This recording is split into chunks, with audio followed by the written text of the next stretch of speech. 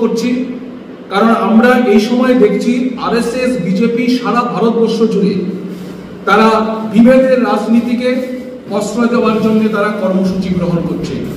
হিন্দু মুসলমানের নামে ভারতবর্ষকে ভাগ করবার চেষ্টা করছে।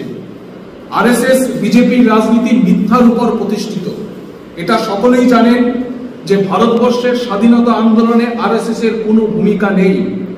এমনকি ইতিহাস থেকে আমরা জানি যে 2001 সাল পর্যন্ত আরএসএস এর সদর দপ্তর নাগপুরের মধ্যে আমাদের দেশের ত্রিবর্ণ রঞ্জিত যে জাতীয় পতাকা, এই জাতীয় পতাকা পর্যন্ত উত্তোলন করা হতো না, কারণ তারা মনে করে এই ত্রিবর্ণ রঞ্জিত জাতীয় পতাকা হচ্ছে অশুভ।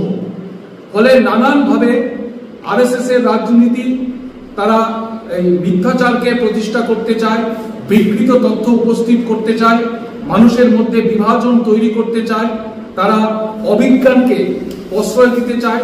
ফলে তার বিরুদ্ধে আমরা যারা প্রগতিশীল যুব সংগঠন করি, আমাদের দায়িত্ব হচ্ছে, ডিওয়াইএফআই এর দায়িত্ব হচ্ছে আসল সত্য তথ্য মানুষের কাছে পরিবেশন করা। আমাদের কাছে মূল বিষয় হচ্ছে আমাদের যে মতাদর্শ, এই মতাদর্শের পক্ষে মানুষকে সংগঠিত করা। আর আমাদের মতাদর্শের চর্চাকে বাড়ানোর জন্য আমাদের কাছে হাতিয়ার হচ্ছে বই, বই এবং বই। তার জন্যই এই প্রতিষ্ঠা দিবসকে কেন্দ্র করে আমরা একদিকে যেমন আমাদের বুক স্টল ভেঙে দেওয়ার বিরুদ্ধে প্রতিবাদ ধ্বনিত করবার জন্য এই বই উৎসবের আমরা আয়োজন করছি, তার পাশাপাশি ভাবে আমাদের যে প্রগতিশীল মতাদর্শ, আমাদের যে ভাবনা চিন্তা, মানুষের মগজকে দখল করবার যে রাজনীতি হচ্ছে, তার বিরুদ্ধেও আমরা মানুষকে সংগঠিত করবার জন্য বইকে হাতিয়ার করে আমরা অগ্রসর হতে চাই। ফলে আমাদের আহ্বান থাকবে, এবারের প্রতিষ্ঠা দিবসকে কেন্দ্র করে আমরা একটু ব্যতিক্রমী কর্মসূচি নিয়েছি। আমরা আগরতলা শহরের, আমাদের রাজ্যের সমস্ত শুভবুদ্ধি সম্পন্ন মানুষ, বইপ্রেমী মানুষ, যারা গণতন্ত্রের পক্ষে আছেন, যারা বিজ্ঞানের পক্ষে আছেন, যারা সাম্প্রদায়িকতার বিরুদ্ধে আছেন, তারা এই বই উৎসবে সামিল হবেন, বই কিনবেন এবং মানুষকে উৎসাহ প্রদান করবেন।